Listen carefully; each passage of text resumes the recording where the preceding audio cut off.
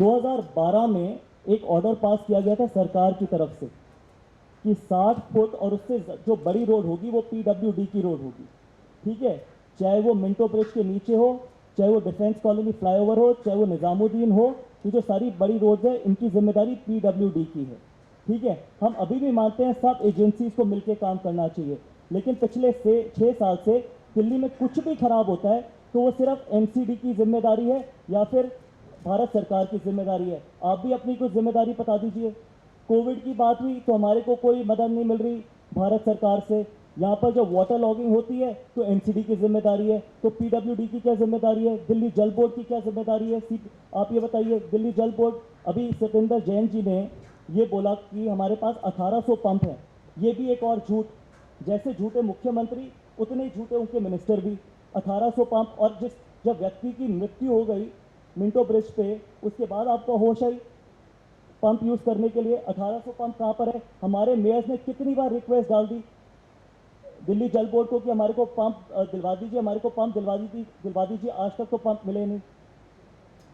और वो जो कॉन्स्टिट्यूएंसी है वो एक एमएलए, आम आदमी पार्टी के एमएलए है वहाँ पर।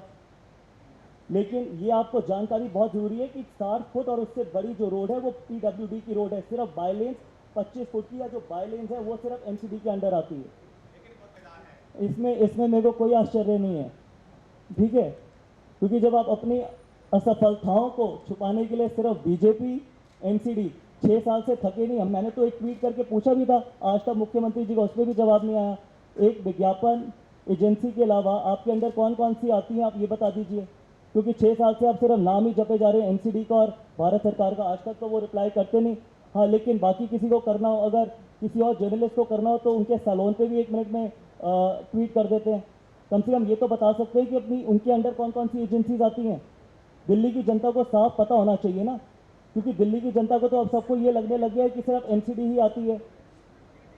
मुख्यमंत्री को थोड़ा सीरियस होना बहुत ज़रूरी है। देखिए, डेटा मेरे पास अभी नहीं है, लेकिन मैं आपको ज़रूर दूंगा। लेकिन ये गारंटी है कि उनको मुफ्त राशन ज़रूर दिया जा रहा है। अगर यही मुफ्त राशन माइग्रेंट्स को और लेबरर्स को दिया जाता तो शायद वो दिल्ली छोड़ के ना जाते। किसी को शौक नहीं है कि 500-500, 600 किलोमीटर अपनी फैमिली के साथ पैदल चल के गाँव जाए या अपने शहर में जाए। अगर यहाँ पर राशन दिया जाता ना उनको, तो किसी को, क्योंकि सिर्फ झूठ बोला गया। लेकिन हाँ, रोहिंग्याज हो गए, बांग्लादेशी इमिग्रेंट्स हो गए, उनको वो ये छोड़ के कभी नहीं जाएंगे स्टेट, क्योंकि उनको तो फ्री राशन मिल रहा है। क्योंकि वोट बैंक की राजनीति आपको बहुत अच्छे तरीके से करनी आती है। जो ममता बनर्जी वहाँ करती है वही आप दिल्ली में करते हो। एक ही सिक्के के दो पहलू हो आप। लेकिन 14 जून से पहले एलएनजेपी की क्या हालत थी ये तो पूरी दिल्ली को पता है, पूरी दिल्ली को नहीं पूरे देश को पता है। जब गृह मंत्री जी ने इंटरवीन किया दिल्ली में, उसके बाद एलएनजेपी देख लीजिए, चाहे बेड्स देख लीजिए दिल्ली में कैसे बेड्स बढ़े हैं, ठीक है। 14 जून से पहले आप बोलते हैं कि 30,000 बेड अवेलेबल है दिल्ली में। जब हमने उनसे डेटा मांगा कि आप किसी प्लेटफॉर्म पे 30,000 बेड बता दीजिए जिससे दिल्ली की जनता को थोड़ा पता चल जाए कि कहाँ पर बेड्स अवेलेबल हैं, तो आप हाईकोर्ट पे जाके कहते हैं कि मेरे पास तो सिर्फ 2500 और 3000 बेड हैं। जनता को 30,000, हाईकोर्ट में 2500, ठीक है।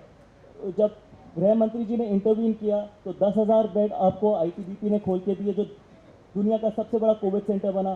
डीआरडीओ ने 1000 बेड दिए। उसके बाद जिस तरीके से अग्रेसिव टेस्टिंग हुई है, जिस तरीके से कैपिंग हुई है हॉस्पिटल्स में, ये सारा गृह मंत्री जी के इंटरवेंशन के बाद 14 जून के बाद ही हुआ है। 14 जून से पहले दिल्ली की हालत देखिए और 14 जून के बाद देखिए, उसका भी क्रेडिट आप ले रहे हैं। और मीडिया में जाके आप ये कहते हैं सारा क्रेडिट आप ले लीजिए, मुझे कुछ नहीं चाहिए। सोशल मीडिया में इतना अग्रेसिव आप कैंपेन चलाते हैं कि ये दिल्ली सरकार का कोविड मॉडल देखिए।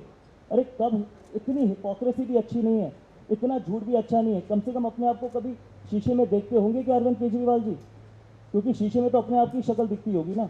तो ये मैं एक बार ही उनसे रिक्वेस्ट करना चाहता हूँ, इतना झूठ मत बोलिए, ठीक है। कब हर चीज़ में आश्वासन देते हैं, जब काम करने की बारी आती है तो कुछ भी नहीं, 0/0।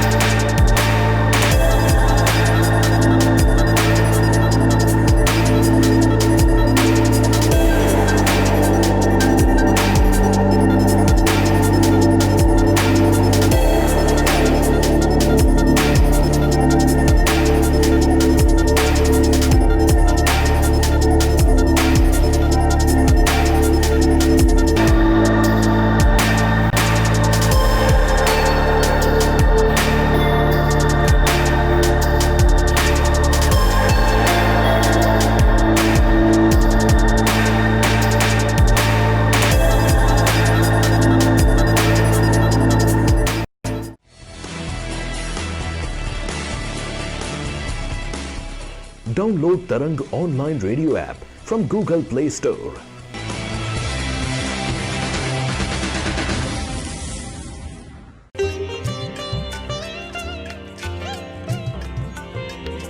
You are listening to Tarang Devotional Online Radio.